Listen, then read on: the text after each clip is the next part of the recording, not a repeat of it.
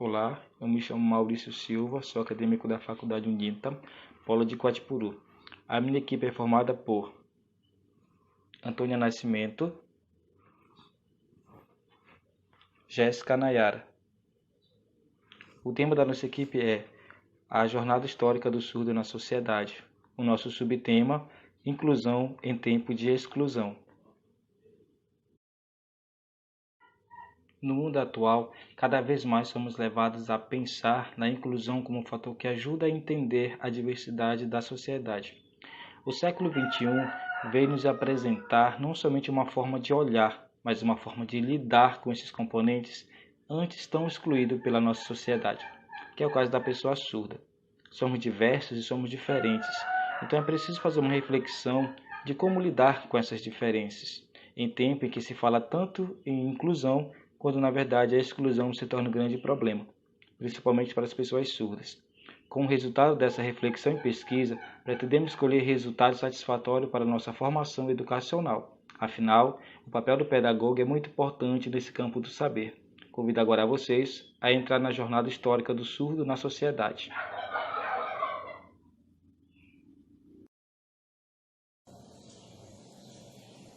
Olá, sou Antônia Nascimento, acadêmica da UNITA, Polo Coatipuru. Eu vou relatar um pouquinho para vocês sobre a passagem dos tempos para os surdos, né? Eu vou fazer um breve relatório sobre a vivência dele nos tempos históricos em alguns séculos. A gente sabe que a pessoa surda, a discussão sobre a pessoa surda, não é de hoje, já vem de muito tempo, porém um conceito relacionado à pessoa surda era bem diferente do de hoje. Ela tinha um caráter excludente. Na antiguidade clássica, eles viviam à margem da mesma, né? E eles eram excluídos do convívio social, eles não poderiam frequentar os mesmos espaços que as pessoas ditas normais frequentavam. Na realidade, eles não eram considerados nem como seres humanos. Na sociedade grego-romana, acreditava-se que a fala era resultado do pensamento. E pelos surdos não falarem, devido não ouvir, só que na época não era entendido dessa forma, eles eram considerados como amaldiçoados pelos deuses. E por isso eles eram discriminados e privados de exercer seus direitos, como, por exemplo, o direito à educação, o direito a testamentos e ao convívio social. Eles não poderiam se relacionar com outras pessoas. Eles ficavam apenas dentro de casa, porque eles eram considerados como uma vergonha, né, para a família sentia vergonha por ter um filho assim. Todos esses fatores, e talvez o que mais pesasse na época, era que, para Aristóteles, o ouvido era considerado o órgão mais importante para a educação dos surdos. Para a educação, né? E os surdos, eles, como eram incapazes, né, de obter qualquer informação por meio da audição, eles eram taxados como incapazes. E segundo o Lima 2012, na Idade Média, a discriminação partiu diretamente da Igreja Católica. Por quê? Pelo fato da Igreja Católica ela se basear no Antigo Testamento, no livro de Gênesis, que diz que o ser humano ele foi criado à imagem e semelhança de Deus, e por isso eles eram considerados imperfeitos. E por não conseguir essa semelhança, né, com Deus. Só que esse pensamento ele foi um pouco modificado no final da Idade Média. Foi onde começaram a surgir os primeiros estudos em relação à educação da pessoa surda. Indo um pouco mais adiante, já na Idade Moderna, mais precisamente no século XVII, notou-se, né, um interesse maior pela educação dos surdos. Só que o interesse por essa educação, né, por educar, foi relacionado ao viés econômico, devido à família das pessoas surdas ter uma boa condição financeira para pagar, né, bancar esses estudos e com a esperança de seus entes, né, de seus descendentes, obter uma educação, nem que fosse através da escrita. Vindo a educação no Brasil, ela teve início com a chegada dos jesuítas aqui no Brasil, né, em 1549, porém, essa forma de educação era voltada mais para o viés religioso, na catequização dos povos, dos que estavam aqui, tanto dos indígenas quanto dos africanos que vieram, e essa educação também era excludente. E nessa época também existia exclusão da pessoa surda. No período regencial, no comando de Dom Pedro II, foi criado um programa pelo francês Ernest, a qual caracterizava pela utilização do alfabeto manual, só que na língua de sinais francesa. Só que apesar desses esforços, né, em relação a esses estudos, no Brasil ainda não dispunha de escolas que pudessem colocar em prática o objetivo educacional dos surdos. Foi no governo, e também foi no governo de Dom Pedro II que surgiu a primeira lei que regulamentou a educação dos surdos mudos, né?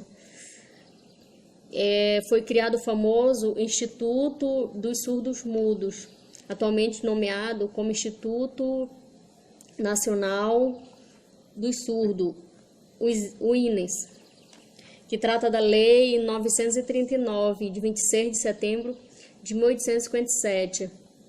A partir daí, a gente percebe um começo de iniciativas para a educação das pessoas com necessidades especiais. Levando em consideração toda essa discussão histórica, a gente acredita que há uma necessidade da gente pensar nos tempos de hoje, na nossa sociedade, a gente repensar a forma de lidar com essas pessoas, com os surdos, porque eles merecem uma real atenção, uma atenção maior, por terem uma dificuldade a mais do que a gente. E com esses aspectos, afinal, cada vez que se passa, a gente vê políticas públicas sendo implementadas para a melhoria, da educação e da qualidade de vida dos surdos. Porém, a gente percebe que, apesar de todas essas mudanças e de criação de muitas leis, na realidade, o sistema é falho, deveria funcionar, porém, em alguns pontos, o sistema é muito falho.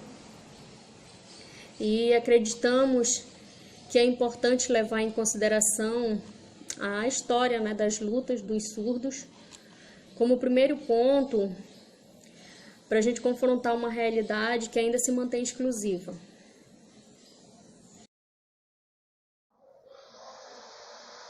A Constituição Federal de 1988 já aponta uma garantia de direitos aos surdos, e também aos demais portadores de necessidades especiais.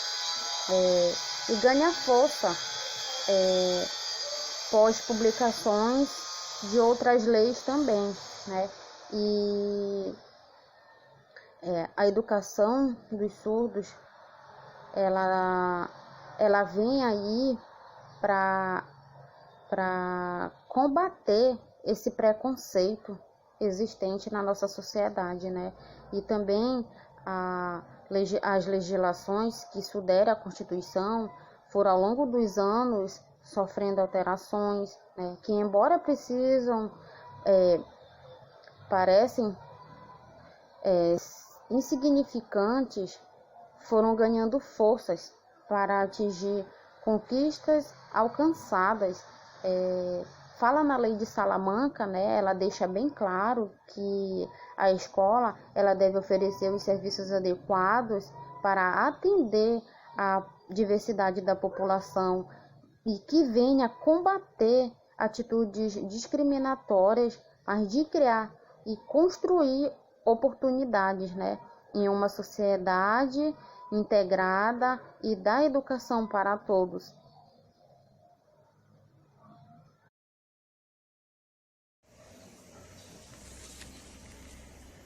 Nosso projeto, ele tem o foco de instigar uma reflexão que nos torne mais participantes das políticas públicas implementadas para o surdo.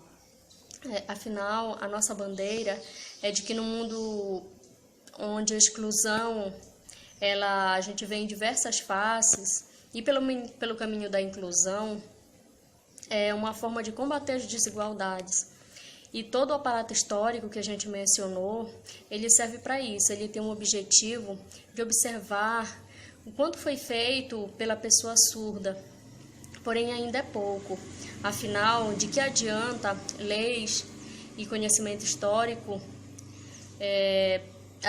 assinatura de acordos no âmbito da educação ou legislação educacional efetiva, se no papel e na prática muitos não funcionam e continuam reproduzindo desigualdades. O papel da educação é um componente fundamental para fortalecer a inclusão num âmbito repleto de exclusão. Esse fortalecimento ele só acontece se levarmos em conta a nossa real participação para diminuir as desigualdades. Pois o mundo que muito se fala e pouco escuta o grito de desespero da pessoa surda, pouco a gente vai entender o sofrimento dessas pessoas. Então, nós precisamos estar interligados no mesmo pensamento, no mesmo objetivo, no mesmo foco, de permanecer lutando contra essas desigualdades, porque essas pessoas merecem, pelo tanto que elas sofreram e foram discriminadas e ainda hoje são, mas eu acredito que essa luta continua. Obrigada.